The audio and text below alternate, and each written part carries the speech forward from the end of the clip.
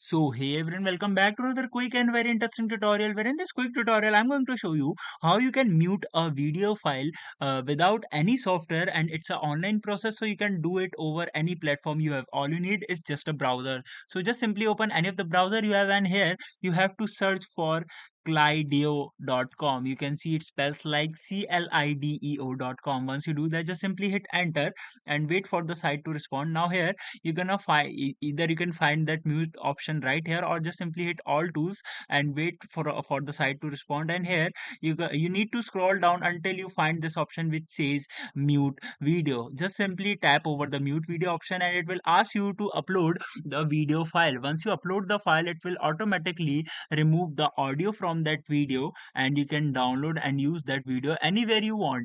Alright, so that's it for this video. I hope this video will be helpful for you. Make sure to hit the like button and subscribe button for more such helpful and interesting tutorials. See you in the next one. Take care.